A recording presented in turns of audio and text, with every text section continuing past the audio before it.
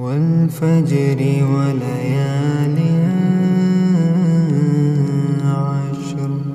والشفع والوتر والليل إذا يسر هل في ذلك قسم لذي حجر ألم تر كيف فعل ربك بعاد إرم ذات العماد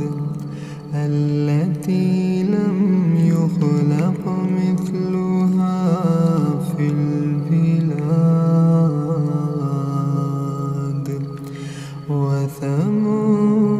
الذين جابوا الصخر بالواد وفرعون ذي الأوتاد وفرعون ذي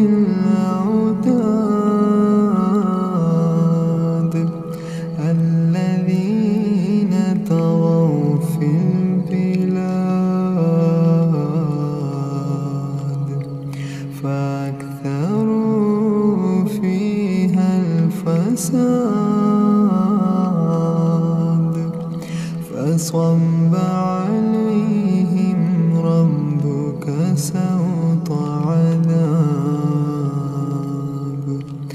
إن ربك لبالمرصاد فأما الإنسان إذا ما ابتلاه ربه فأكرمه ونعمه فيقول ربي أكرمن وأما إذا ما ابتلاه فقدر عليه رزقه فيقول ربي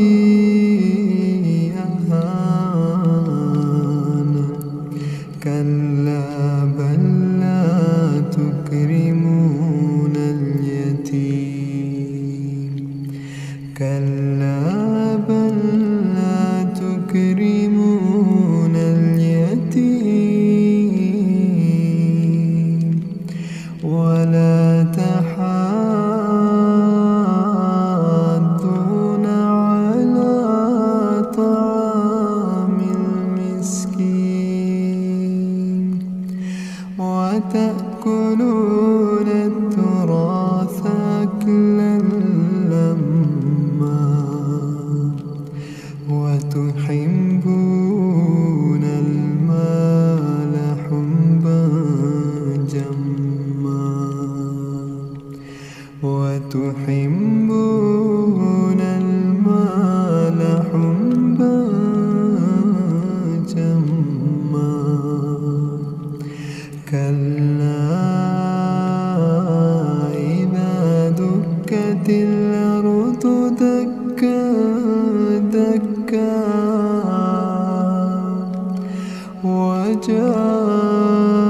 وجاء ربك والملك صفا صفا وجيء يومئذ بجهنم يومئذ يتذكر الإنسان وأنى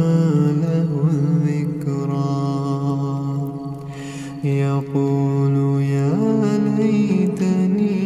قدمت لحياتي فيومئذ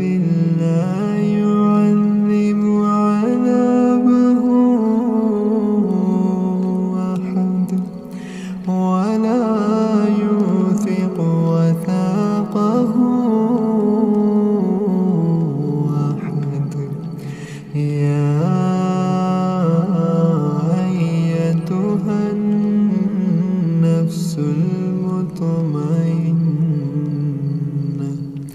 ارجعي